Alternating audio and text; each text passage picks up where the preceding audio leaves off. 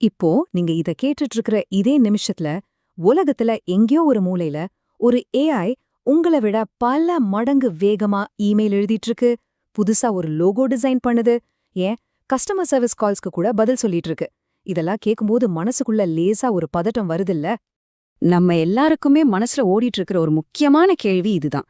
ஏஐயோட இந்த அசுர வளர்ச்சியில நம்மளோட வேலைக்கு பாதுகாப்பு இருக்கா? நம்மளோட எதிர்காலம் உண்மையிலே எப்படி இருக்க போகுது? அந்த பயம் வர்றது ஒரு விதத்துல நல்லதுதாங்க. ஏன்னா நம்மள சுத்தி ஒரு பெரிய மாற்றம் நடந்துட்டு இருக்குன்னு நீங்க உணர்ந்துட்டீங்கன்னு அர்த்தம். ஆனா இங்கதான் நம்ம ஒரு முக்கியமான விஷயத்த கவனிக்கணும். நம்மள பல பேரு தப்பான ஒரு கேள்வியை கேட்டுட்டு அதுக்கு பதில் தேடிட்டு இருக்கோம். இது ஏஐ கூட போட்டி போடுறது பத்தின விஷயமே இல்ல. இது எப்படி நம்மள வேற யாராலையும் ஏன் ஒரு மிஷினாலையும் ஈடு செய்ய முடியாத ஒரு ஆளா மாத்திக்கிறதுங்கிறத பத்தினது. சரி, நம்மளோட பார்வையை கொஞ்சம் மாத்தி பாப்போமா? ஐயோ, ஏஐ என் வேலையை எடுத்துக்குமான்ற அந்த பயத்துல இருந்து, ஓகே, ஒரு மெஷினால் செய்யவே முடியாத விஷயங்களை நான் செய்யறனா அப்படின்னு யோசிக்க ஆரம்பிக்கலாம்.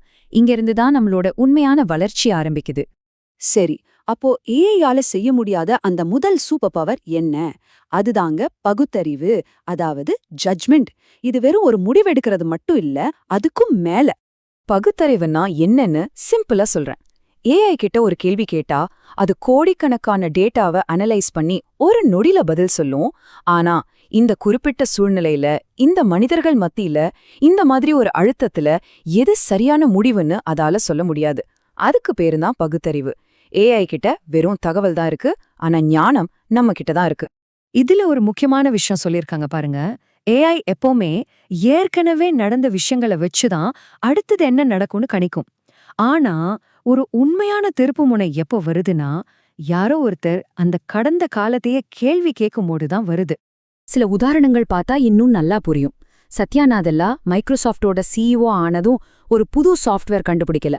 அந்த நிறுவனத்தோட எல்லாம் தெரியுங்கிற கல்ச்சரையே எல்லாம் கத்துக்கலாம் அனு மாத்தினாரு. நெட்ஃபிளிக்ஸ் ஓனர் எல்லாரும் டிவிடி வாங்கிட்டு இருந்த காலத்துல டேட்டாவெல்லாம் டிவிடிக்கு சாதகமா இருந்தும் எதிர்காலம் ஸ்ட்ரீமிங் தான்னு ஒரு ஜட்ஜ்மெண்ட் எடுத்தாரு. இதெல்லாம் வெறும் கணக்கில்ல, தைரியம் கலந்த ஞானம். ரெண்டாவதா நாம பார்க்க போற ஒரு முக்கியமான திறன் இமோஷனல் இன்டெலிஜென்ஸ். இனிமே இது ஒரு சும்மா தெரிஞ்சு வைக்கேண்ட சாஃப்ட் ஸ்கில் இல்ல, இதுதான் உங்களை தனிச்சு காட்ட போற ஒரு ஹார்ட் ஸ்கில். யோசிச்சு பாருங்க, இந்த வார்த்தைகள் எவ்வளவு உண்மையானதுன்னு. எந்த ஒரு கம்பெனியும் கணக்கு வழக்கு தப்பானதால மட்டும் உடனே மூடிடுறதில்ல. ஆனா அங்க வேலை செய்யற மனிதர்களுக்குள்ள நம்பிக்கை உடையும் போதுதான் சரிவையே சந்திக்குது. அந்த நம்பிக்கையை உருவாக்குற திறன் தான் இமோஷனல் இன்டெலிஜென்ஸ். இப்போ உங்க ஃப்ரெண்ட் ஒருத்தர்கிட்ட எப்படி இருக்கன்னு கேக்குறீங்க. அவரு நல்லா இருக்கேன்னு சொல்றாரு. ஏஐ அந்த வார்த்தை மட்டும்தான் கேட்கும். ஆனா நீங்க அந்த வார்த்தைக்கு பின்னாடி இருக்கிற சின்ன மௌனத்தை, அந்த தயக்கத்தை, அந்த சோகத்தை உணர்வீங்க. அதுதான் இஐ. ஒரு கஷ்டமான நேரத்துல மக்கள் ரொம்ப புத்திசாலியான ஒருத்தரை தேட மாட்டாங்க, ரொம்ப அமைதியான ஒருத்தரை தான் தேடுவாங்க. அந்த அமைதி உணர்ச்சிகளை சரியா கையாளும் திறன்ல இருந்து தான் வருது. அடுத்ததா மூணாவது திறன் கிரியேட்டிவிட்டி. நான் சொல்றது ஏற்கனவே இருக்கிற டிசைன்களை காப்பி அடிக்கிறதோ இல்ல ரெண்டு விஷயத்த ஒன்னா கலக்கிறதோ இல்ல.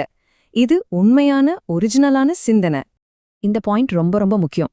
இனி வரப்போற உலகத்துல யாருக்கு நிறைய தகவல் தெரியுமோ அவங்களுக்கு மதிப்பு இருக்காது. ஏன்னா அந்த வேலையே ஏஐ ரொம்ப ஈஸியா செஞ்சிடும். ஆனா யார் ஒரு விஷயத்த வித்தியாசமா யோசிக்கிறாங்களோ அவங்க தான் ஜெயிக்க போறாங்க. எலான் மஸ்க் ஏற்கனவே இருந்த பெட்ரோல் காரை இன்னும் கொஞ்சம் பெட்டரா பண்ண முயற்சி பண்ணல. அவரு போக்குவரத்தோட எதிர்காலத்தையே மாத்தி யோசிச்சாரு.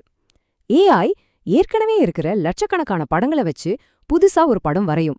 ஆனா ஒரு நாள் காலையில எழுந்து ஏன் நம்ம ராக்கெட்டுகளை திருப்பி தரையிறக்க கூடாதுன்னு அதுவா யோசிக்காது. அந்த மாதிரி ஒரு அசாதாரணமான கேள்விதான் உண்மையான கிரியேட்டிவிட்டி. நாலாவதா நாம பார்க்க போற திறன் இதுதான். இந்த மாறிக்கிட்டே இருக்கிற உலகத்துல நம்மள தாக்கு பிடிக்க வைக்க போற ஒரு முக்கியமான விஷயம். அதுதான் அடாப்டபிலிட்டி. அதாவது சூழ்நிலைக்கு ஏத்த மாதிரி நம்மள மாத்திக்கிற திறன். அடாப்டபிலிட்டினா வேக வேகமா வேலை செய்யறதுன்னு நிறைய பேரை தப்பா நினைச்சுக்கிறாங்க. அதில்ல. யதார்த்தம் என்னன்னு எவ்ளோ சீக்கிரம் நாம ஏத்துக்கிறோமோ அதுதான் உண்மையான அடாப்டபிலிட்டி. அது ஒரு தைரியமான மனநிலை. பிரச்சனை வர்றதுக்கு முன்னாடியே நம்மள மாத்திக்கிற தைரியம். இதுக்கு பெஸ்ட் உதாரணம் ஏர்பிஎன்பி தான். கொரோனா வந்தப்போ டூரிசம் ஒரே ராத்திரியில நின்னு போச்சு. ஆனா அவங்க ஐயோ எல்லாம் போச்சேன்னு உட்காந்துட்டு இருக்கல. யதார்த்தத்தை ஏத்துக்கிட்டு அவங்களோட பிசினஸ் மாடலையே மாத்துனாங்க. உள்ளூர்லயே தங்குறது, நீண்டகால வாடகைன்னு புது வழிகளையே யோசிச்சாங்க. நம்ம வாழ்க்கையும் சரி வேலையும் சரி ரொம்ப விரைப்பா இருந்தா உடைஞ்சிடுவோம். கொஞ்சம் வளைஞ்சு கொடுத்தா உயிர் வாழ்வோம். கடைசியா 5வது திறன். இதுதான் ஒருவேளை இருக்கிற திறன்களிலே மிக மிக ஆழமான ஒரு மனித குணம். அதுதான் நம்மளோட கேரக்டர். கொஞ்சம் யோசிச்சு பாருங்க. டீப் ஃபேக் வீடியோஸ், ஏஐல உருவாக்கின போலி செய்திகள்னு எது உண்மை எது பொய்ன்னு தெரியாத ஒரு காலத்துல நாம வாழ்ந்துட்டு இருக்கோம்.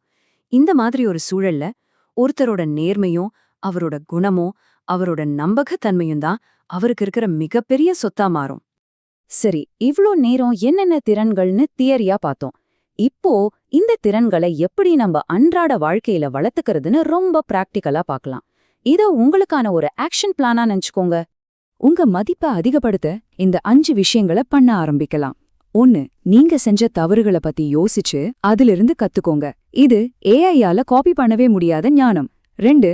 மத்தவங்க பேசும்போது அவங்க வார்த்தைகளை விட அவங்க மௌனத்தை கவனிக்க கத்துக்கோங்க. உண்மையான கனெக்ஷன் அங்கதான் ஆரம்பிக்கும். 3. வித்தியாசமான கேள்விகளை கேளுங்க. முட்டாள்தனமா இருந்தாலும் பரவாயில்ல, அதுதான் கிரியேட்டிவிட்டியோட முதல் படி. 4. எனக்கு எல்லாம் தெரியுங்கிற ஈகோவை விட்டுட்டு யதார்த்தத்தை ஏத்துக்கிட்டு மாற்றத்துக்கு தயாராயிருங்க. கடைசியா 5. குடுத்த வாக்க காப்பாத்துங்க. ஏன்னா இந்த டிஜிட்டல் உலகத்துல நம்பிக்கைங்கிறது வட்டி மாதிரி, அது வளர்ந்துகிட்டே போகும். கடைசியா நம்ம எல்லாருமே ஞாபகம் வச்சுக்க வேண்டிய ஒரு விஷயம் இதுதான். எதிர்காலத்துல ஜெயிக்க போறது வேகமான மெஷின்ஸ் கிடையாது. யார்கிட்ட அதிக மனிதத்தன்மை இருக்கோ அந்த மனிதர்கள் தான் ஜெயிக்க போறாங்க. இந்த சக்தியை எந்த ஒரு டெக்னாலஜியாலையும் நம்ம கிட்ட இருந்து எடுக்கவே முடியாது. இந்த ஒரு கேள்வியோட நான் இந்த பகுதியை முடிக்கிறேன். நீங்க பண்ணிட்டு இருக்கிற வேலை, நீங்க வாழ்ந்துட்டு இருக்கிற வாழ்க்கை ஒரு மிஷனால ரொம்ப சுலபமா மாத்த முடியாத அளவுக்கு தனித்துவமாவும் மனித தன்மையோட இருக்கான்னு ஒரு நிமிஷம் உங்களையே நீங்க கேட்டு பாருங்க.